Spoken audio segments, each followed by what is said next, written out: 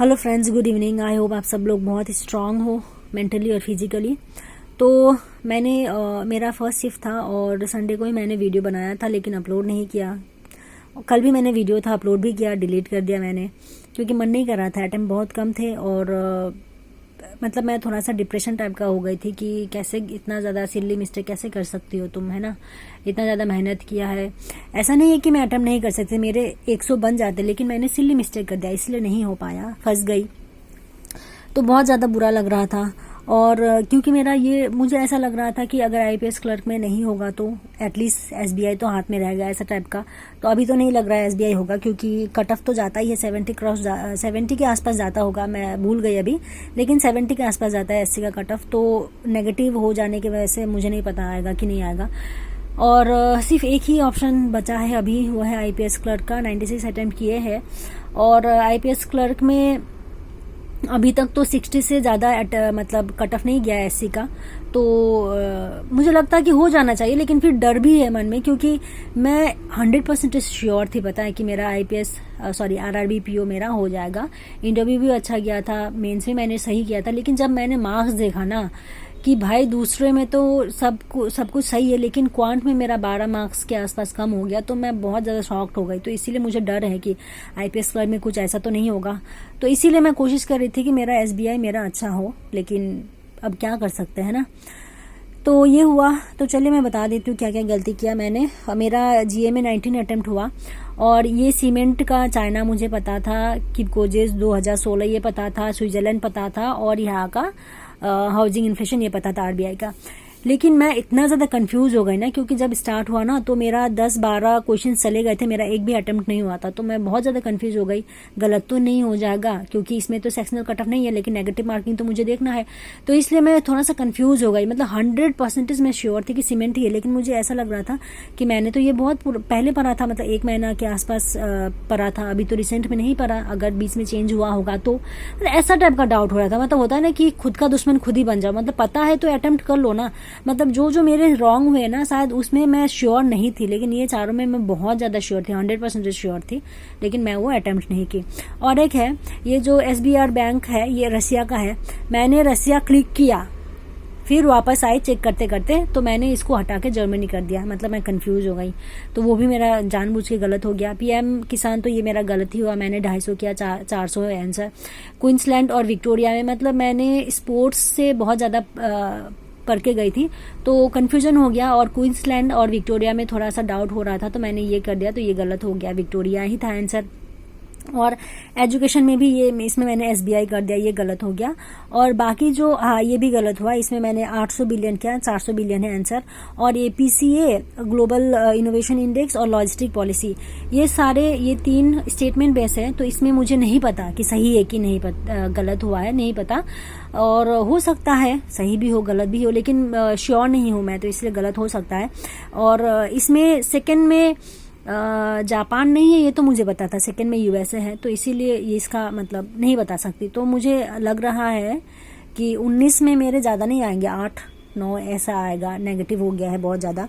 और इंग्लिश में मैंने नोटिस किया है, पहले क्या होता था ना, मैं मतलब ज़्यादा अटेम्प्ट करना है ऐसा होता था, तो बहुत ज़्यादा नेगेटिव हो जाता था इंग्लिश की वजह से। पहले सिलेक्शन नहीं होता था प्रीलिम्स में भी।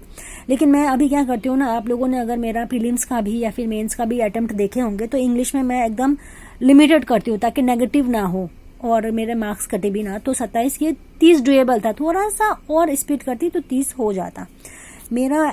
इस बार एसबीआई में ये दोनों में मैंने मिस्टेक कर दिया। मतलब जब जीए का कम अटेम्प्ट हुआ और इंग्लिश का 27 हुआ, तो मैंने ऐड किया कि 46 हुआ है, तो मुझे एटलीस्ट 90 तो करने हैं, ये सोचा मैंने। तो 44 मुझे करने हैं दोनों मिला के, ऐसा सोच रही थी।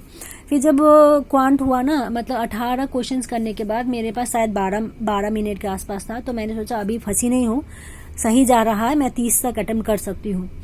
तो फिर मैंने सोचा कि चलो मैं क्वेश्चन का सिलेक्शन अच्छा करना है। तो जब मैं गई ना, मतलब एसबीआई का यही है कि वो लोग ना दिखाते हैं बहुत इजी, लेकिन फंस जाते हैं। तो मैं ज़्यादातर केसलेट अटेम्प्ट नहीं करती हूँ, चाहे प्रीलिम्स हो चाहे मेंस हो, लेकिन मैंने इस बार केसलेट ही अटेम्प्ट किया, क्योंकि मुझे लगा कि ईजी है। तो आधा करने के बाद ना, मतलब 5-6 मिनट हो जाने के बाद मेरा मैच ही नहीं हो रहा था कुछ भी। तो उसके बाद वो वहाँ पर टाइम वेस्ट हुआ। और फिर मेरे अंदर में ऐसा हो रहा था कि नहीं 1 मिनट दो और 1 मिनट दे दो और शायद हो जाएगा 1 मिनट दे दो। बहुत दिक्कत हुआ मुझे उसको छोड़ के किसी और में जाने में।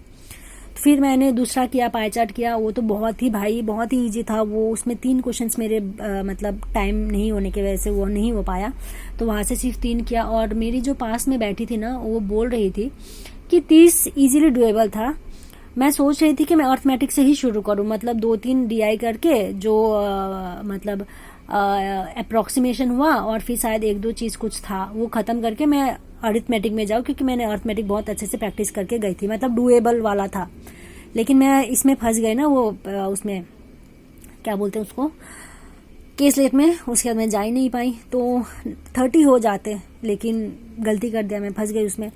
फिर ये खराब होने की वजह से मेरा ये भी खराब हो गया। ऐसा ही होता है, बहुत ज़्यादा स्ट्रेस हो जाता है। ये शुरू होते होते मेरा सर दर्द शुरू हो गया था, और वो सर दर्द अभी भी है। मेरा सर ऐसा लग रहा था कि मेरा फट जाएगा, ऐसा टाइप का मुझे लग रहा है अभी। तो रीजनिंग में फिर क्या हुआ कि मुझे तो पता चल गया अभी एग्जाम तो खराब हो गया, रीजनिंग में सही करना है, लेकिन रीजनिंग में कुछ था ही नहीं करने का। मतलब मेरे लिए कुछ नहीं था, मैं कुछ और ही ढूंढ रही थी। तो मैंने क्या किया, मैंने 2 सिलॉक्स किया, एक ब्लड रिलेशन का किया, एक पैराजम्बल बोल रही, एक पजल किया, और एनालिटिकल कर लिया मैंने। एनालिटिकल शायद 3-4 किया, तो जो कि मुझे नहीं करना था क्योंकि उसमें ज़्यादा नेगेटिव होने का चांसेस था, तो वो हुआ। और मैंने इसमें भी टाइम वेस्ट किया। जो मशीन इनपुट था वो बहुत ईजी था, तो मैंने वो स्टार्ट किया। फिर 2-3 मिनट में मुझे 2 स्टेप पता चल गए, लेकिन मुझे लगा कि अगर गलत हो गया तो, क्योंकि ये इतना इजी तो नहीं होना चाहिए। तो पता है मैंने 5 मिनट वहां पर डालने के बाद फिर मैंने उसको छोड़ दिया। बाद में मुझे पता चला, जो मेरे पास में जो बैठी थी उसने बोला, अरे मशीन इनपुट बहुत ईजी था, वो मेरा मिस्टेक हो गया, उसको मैंने छोड़ दिया। और एक है कोडिंग डिकोडिंग हार्डली शायद किसी ने उसको छुआ भी होगा, लेकिन मुझे छूने का क्या जरूरत था, मतलब क्या ही जरूरत था कोडिंग डिकोडिंग छूने का। वो तो देखने से डर लग रहा था, उसमें मैंने 5 मिनट वेस्ट किए। तो इसी तरीके से मेरा इसमें 10 मिनट वेस्ट हो गया, तो बहुत ज़्यादा अटेम्प्ट हो गया। इसमें ज़्यादा नहीं 25 तो हो ही जाते, तो ज़्यादा मैंने सही सोचा था 100 मेरे अटेम्प्ट हो जाते हैं अगर मैं इसमें थोड़ा सा माइंड को कंट्रोल कर लेती तो ये रहा। और मुझे लग रहा है कि ज़्यादा नहीं आएगा, 70 तो मैंने ज़्यादा लिख दिया, 65 के आसपास ही मैं एक्सपेक्ट कर रही हूँ। लेकिन कट ऑफ तो ज़्यादा जाता है, कट ऑफ 70 के आसपास जाता है, तो नहीं पता होगा कि नहीं होगा। लेकिन इसमें मेरा मतलब नेगेटिव नहीं बोलना चाहिए, लेकिन अब जो है सो है, अब खुद को झूठ भी तो नहीं बोल सकते ना। तो बस मेरा अभी IPS क्लर्क ही भरोसा है। और एक चीज़ मैं आप सबसे शेयर करना चाहती हूँ, प्लीज़ सुन लेना। बहुत जन होंगे जिनका खराब हुआ है, बहुत जन होंगे जिनका प्रीलिम्स नहीं निकलता है। तो मुझे ना ऐसा लग रहा था कि मैं सब कुछ छोड़ दूँ, मतलब नहीं होगा मुझसे, गिव अप कर दूँ, क्योंकि मुझे माँ को भी तो आंसर देना है। 2 भाई जो है वो दोनों मेरे लिए इतना ज़्यादा, मतलब मुझे इतना ज़्यादा सपोर्ट कर रहे हैं कि नहीं बहन को पैर में खड़ा होना है। तो मैं अभी क्या बोलूँ मैं उनको, है ना। तो बहुत ज़्यादा बुरा लग रहा था और ऐसा फील हो रहा था मैं कि गिव अप कर दूं मैं। लेकिन जब भी मैं गिव अप करने का सोचती हूँ ना, तो मुझे ना 2 चीज़ें बहुत ज़्यादा मतलब चुभता है। ये है कि एक ही लाइफ है और चलो ठीक है 2-3 साल गया, और 1 साल तुम दो, इतना दूर आई हो तुम, कैसे वापस जा सकती हो। थोड़ा सा और मेहनत करो, तुम्हारा प्रीलिम्स तो निकल रहा है, मेंस नहीं निकल रहा है। बहुत लोग हैं, जैसे कि विलेज गर्ल अगर आप देखोगे वो बिहार से है, और आप सबको पता है बिहार में थोड़ा कल्चर डिफरेंट है, स्पेशली लड़कियों के लिए। अब वो अब दीदी तो नहीं बोलूँगी क्योंकि मेरी ही एज की होगी या फिर मुझसे छोटी भी होगी, तो उन्होंने कितना स्ट्रगल किया होगा ना। उनका मतलब बिहार से है, इंग्लिश को सही करना पड़ा, फिर क्वांट को, इंग्लिश को मतलब रीजनिंग को कितना उनको स्ट्रगल करना पड़ा, बैक टू बैक फेल होने के वजह से, है ना। कितना ताना सुनना पड़ा, इसका तो होगा भी कि नहीं होगा, शादी करा दो। तो वही सोचती हूँ कि उन्होंने अपना जो स्ट्रगल है उसको पार किया, और उन्होंने 2 एग्जाम क्लियर किया, IPS PO और RRB PO मेंस, है ना, मतलब दोनों क्लियर किया। अभी जॉब कर रही है 2 साल से वो। और अभी देखो उनको देख के, मतलब मैं तो उनसे मिली नहीं हूँ, कभी बात भी नहीं किया, लेकिन उनको देख के मैं कितना मोटिवेट होती हूँ कि नहीं मैं भी कर सकती हूँ। ज़्यादा तो नहीं हुआ है, 3 साल। हाँ 3 साल भी बहुत ज़्यादा है, किसी का 1 साल में निकल जाता है, किसी का नहीं भी निकलता है, लेकिन अपना अपना स्ट्रगल, अपना अपना एबिलिटी होता है, अपना अपना डिफरेंट कैपेबिलिटीज़ होते हैं, तो इसीलिए गिव अप नहीं करना है। और एक स्टोरी मैं आपको बताना चाहती हूँ, ये है अनिरूपा ऐसा कुछ है, मतलब आप सबने सुना ही होगा, उनका माउंटेनियर है जिनको ट्रेन से गुंडे लोगों ने फेंक दिया था और पैर कट गया था।